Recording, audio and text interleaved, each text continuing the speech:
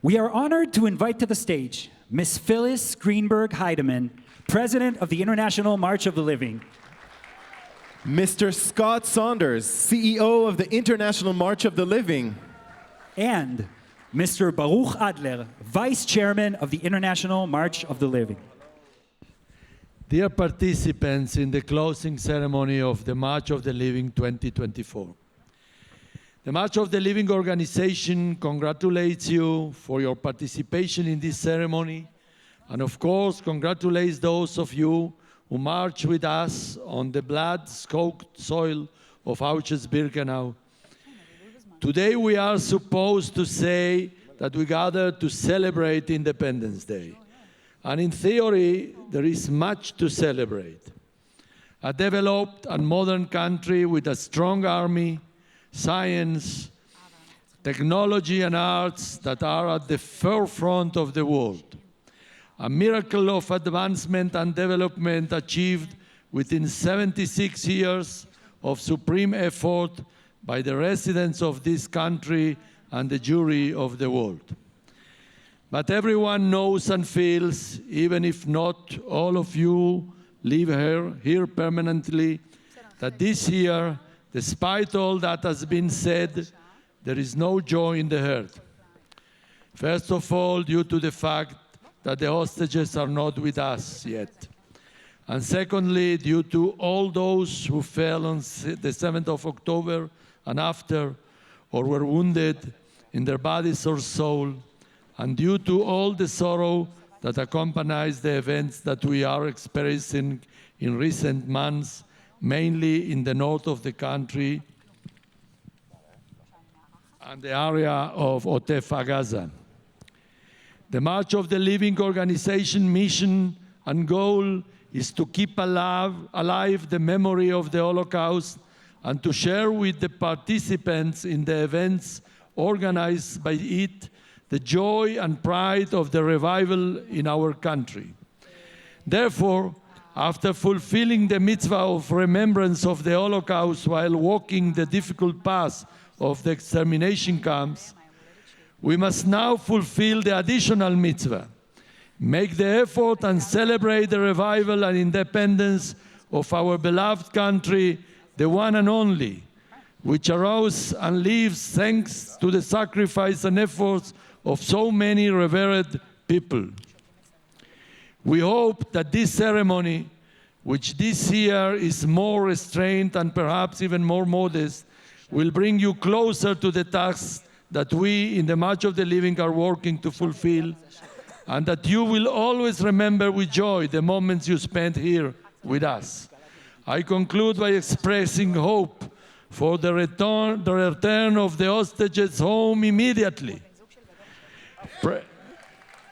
praying for the safety of all our soldiers wherever they are,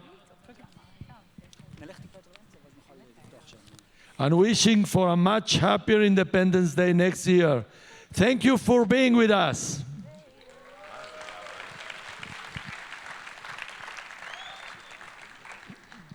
Friends, 8 days ago, many of us here tonight stood in front of the crematorium in Birkenau, having marched 3.2 kilometers together from Auschwitz I. The infamous camp where 1.1 million of the 6 million people of our people were murdered. In a place where we were sent to die, there was life. And yesterday morning at 11 o'clock, I stood in silence on the street in Tel Aviv as the siren rang out, and we, the Jewish nation, mourned our losses on Yom HaZikaron. And as I reflect now, I am tired. I am tired of the hate that spreads around the world, on our streets and on our campuses. The oldest hatred known to man, which after the Shoah we thought was gone, but alas, was just in hiding, only to raise its head again after October the 7th. However, today, on this, our 76th birthday, I stand tall on the shoulders of those who came before us. We built a nation, that we can defend ourselves from the bullies, that we have a nation of innovation, culture, and resilience. And I am proud to call our Jewish homeland. I would like to thank the board members of March of the Living, our chairman, Dr. Shmuel Rosenman, our president, Phyllis Greenberg Heidemann, vice chairs Baruch Hadler, Shlomo Groffman, Avi Dickstein, Shimon Yorel, Moishe Punsky, and Mark Moskowitz. Our amazing and dedicated team, Liz, Naomi, Heidi, Greg, Michelle, Ariana, Revital, Moniz, David, and Ellie. I would like to thank the survivors who we cherish and who have joined us here. I would like to thank the leaders and the groups who were steadfast in traveling to Israel during this difficult time. And I would especially like to thank our partner organizations this evening, ANA, KKL, JNF, and the staff and the board of this amazing Museum of Tolerance.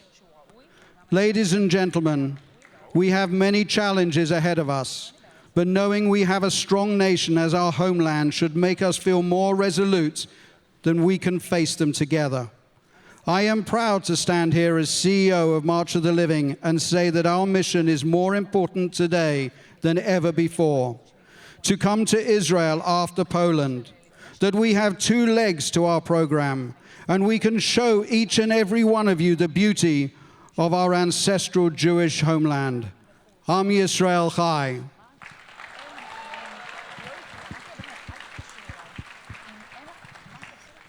Hello to each and every one of you. It has been said, it has been written, that a journey of 1,000 miles begins with one single step. Our journey began over 3,000 years ago, but our 2024 journey in time began as we set foot in Poland. Yes, we were sad. Yes, we were invigorated. Yes, we have been reminded of the past, and we have been reminded of what our task is for the future. So to all the young people here, those of you, excuse me, my leg. Those of you who traveled with us through Poland and saw the sights of our Jewish past, I hope you will, as we are, determined to be sure this never happens again. To the Jewish people, to any people, anywhere. It is your turn to stand tall in your birthright and defend the Jewish people, Jewish history, and the state of Israel with every breath you take, with every step you make, and with every commitment I know you felt in Poland or here in Jerusalem. We are a blessed people. We're in a very sad time, yes, but we will prevail because we, the Jewish people, are determined to prevail and determined to endure because we have ein breira, no choice. So we, the elders of the March of the Living, turn this over to each and every one of you young people.